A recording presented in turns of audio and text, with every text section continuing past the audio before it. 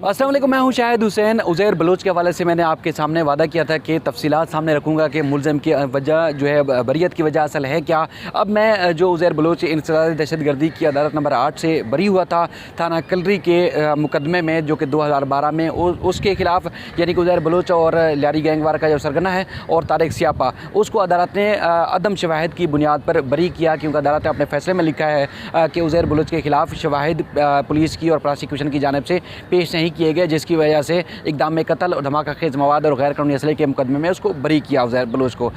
ये हुक्मनामे की कॉपी मैंने हासिल की थी, वो तफसीलात आपके सामने रखता हूँ। लेकिन ये मुसलसल धड़ाधड़ मुकदमात में बरियत के बाद उज़ैर बलोच के ख़िलाफ़ जो ये मुकदमात के फ़ैसले आ रहे हैं उसमें मुसलसल बरी हो रहा है, तो उसके बाद ना सिर्फ कानून नाफिज करने वाले इदारे बल्कि जो पुलिस और इसके अलावा पुलिस के जो हाई अप्स हैं वो काफ़ी परेशान हैं। उनकी असल परेशानी की वजह क्या है, और उसके बाद फिर मुसलसल जो मुकदमात में बरी हो रहा है उसमें इंसदाद दहशतगर्दी के अलावा दीगर जो सेशन अदालत है उसमें मुकदमा दर्ज हैं। आज मेरे साथ अमीन अनवर मौजूद हैं। अमीन अनवर, आप मुसलसल इन केसेस को रिपोर्ट कर रहे हैं। उज़ैर बलोच मुसलसल बरी हो रहा है ज़्यादातर सेशन ट्रायल के केसेस से, असल वजह है क्या, और मुसलसल बरियत की वजह से क्या किसी को नदामत हो रही है, क्या किसी के लिए परेशानी का सबब बन रहा है कि इतना हाई प्रोफाइल केसेस, इतने हाई प्रोफाइल मुकदमात में नामजद मुलज़म मुसलसल बरी क्यों हो रहा है, वजह क्या है? जी बिल्कुल, शायद आपने देखा कि उज़ैर बलोच के ख़िलाफ़ जो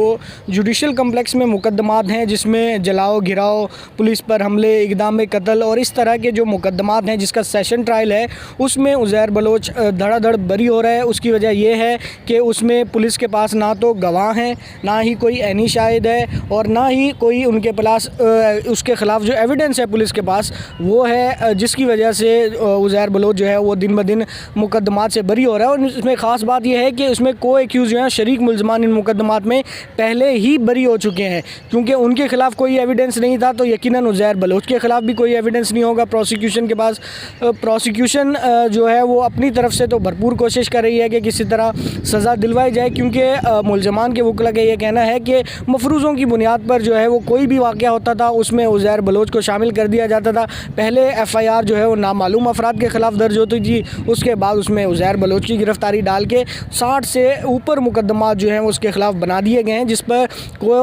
जो को एक्यूज़ हैं वो पहले ही बरी होते जा रहे हैं। जिसके बाद पुलिस वाले खासे परेशान हैं और हमारे ज़राए के मुताबिक एडिशनल IG कराची के ऑफ़िस में एक मीटिंग भी कंडक्ट की गई थी, जिसमें तमाम जो ख़ास तौर पे जो लियारी से रिलेटेड थाने हैं उनके जो इन्वेस्टिगेशन ऑफिसर्स हैं और उनके जो इन्वेस्टिगेशन के आला अफसरान हैं DIG SSP इन्वेस्टिगेशंस, वो स्वर जोड़कर बैठे हैं और उन्होंने इन तमाम मुकदमात का जायज़ा लिया है। और एडिशनल IG ने ख़ास तौर पर तफ्तीशी अफसरान को ये हिदायत जारी की हैं जो इन मुकदमात में जो ऐनी शाहिदीन हैं, जो गवाह हैं, उनकी जो तहफ़्फ़ुज़ है उसे यकीनी बनाया जाए और ये इस बात को यकीनी बनाया जाए जो गवाह हैं वो मौसर तौर पर अपना मौक़िफ़ जो है वो अदालत में आकर पेश करें और ये यकीनी बनाएं कि इन मुकदमात में उज़ैर बलोच को जो है वो सज़ा दिलवाई जाए। इस हवाले से अहम इजलास एडिशनल IG कराची के ऑफ़िस में हो चुका है हमारे ज़राए के मुताबिक, जिसमें ये बात वाज़ेह की गई है तफ्तीशी अफसरान पर भी कि गवाहों को तहफ़्फ़ुज़ फ़राहम किया जाए और विटनेस प्रोटेक्शन एक्ट के तहत जो है गवाह हैं उन्हें तहफ़्फ़ुज़ फ़राहम करना ज़रूरी है, क्योंकि जब तक गवाह सामने नहीं होंगे, ठोस शवाहिद नहीं होंगे, उस वक्त तक उज़ैर बलोच के ख़िलाफ़ कोई भी इल्ज़ाम साबित करना नामुमकिन होगा। जबकि उज़ैर बलोच के वकला का ये कहना है कि उसके ख़िलाफ़ कोई शवाहिद मौजूद नहीं है। ताहम 2-3 ऐसे मुकदमात हैं जो यकीनन उज़ैर बलोच के लिए परेशानी का सबब बन सकते हैं, जिसमें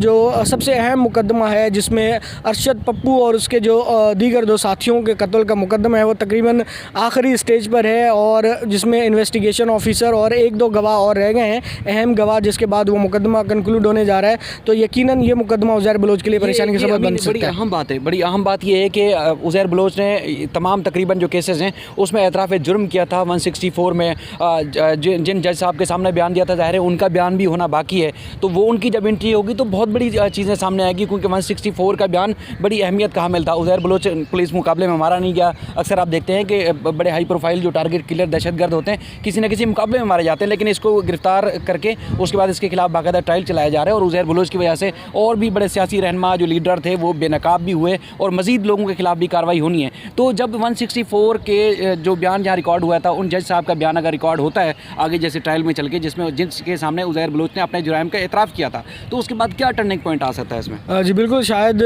यकीनन आपको भी पता है कि उज़ैर बलोच का एतराफ़ एतराफ़ी बयान जो है वो जुडिशल मजिस्ट्रेट के सामने रिकॉर्ड कराया गया था और उसकी कॉपी भी मंजर आम पर आई थी, जिसके बाद बहुत ही तहलका खेज़ इंकशाफात हुए थे और बड़ी बड़ी शख्सियात के नाम थे उसमें, जिसमें पीपल्स पार्टी से रिलेटेड फरियाल तालपुर, कादिर पटेल, शर्जील मेमन और इसके अलावा जो दीगर लोग थे उनके नाम सामने आए थे। जिसके बाद अभी एक केस में उज़ैर बलोच से जब ये पूछा गया था कि उन्होंने अपना एतराफ़ी बयान रिकॉर्ड कराया था, तो यकीनन उससे उन्होंने इनकार कर दिया कि मैंने कोई एतराफ़ी बयान रिकॉर्ड नहीं कराया। जब ये मामला अदालत के सामने आएगा प्रॉपर तौर पर 164 की जो अहमियत है और उसमें जो कानूनी तकाज़े हैं वो पूरे किए गए थे नहीं किए गए थे उसमें, क्योंकि उसकी भी लीगल फॉर्मेलिटीज़ हैं एतराफ़ी बयान के कि अगर मुलजिम जो है वो रज़ाकाराना तौर पर अपने जुर्म का जो एतराफ़ करना चाहे और इसके अलावा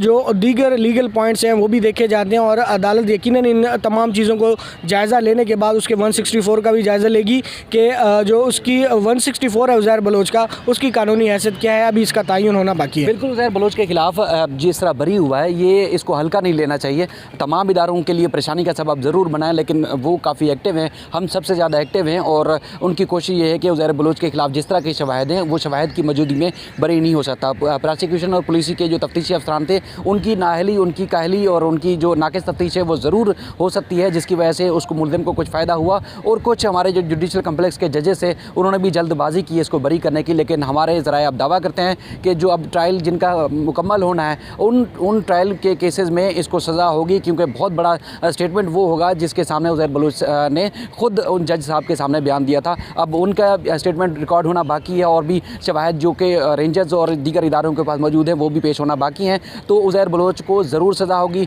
परेशान होने की कोई ज़रूरत नहीं, क्योंकि बहुत सारे लोग हमसे सवाल भी करते हैं कि बड़े बड़े दावे किए थे जब मुलज़िम गिरफ़्तार हुआ था, उसके बाद अब मुसलसल बरी हो रहा है, तो उसकी वजह क्या है? कोई रियासी इदारे तो उसको फ़ायदा नहीं दे रहे, ऐसा हरगिज़ नहीं है, क्योंकि रियासी इदारे अगर कोई भी शख्स उसमें मुलज़िम को फ़ायदा पहुँचाने की कोशिश करता है तो वो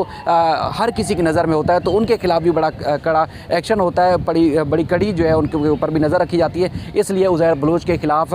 शवाहिद की रोशनी में उसको जल्द सज़ा होने वाली है। अगली वीडियो में और भी बहुत सारे शवाहिद जो है वो आपके सामने रखूँगा। अपना ख्याल रखिएगा, तब तक के लिए अल्लाह हाफ़िज़।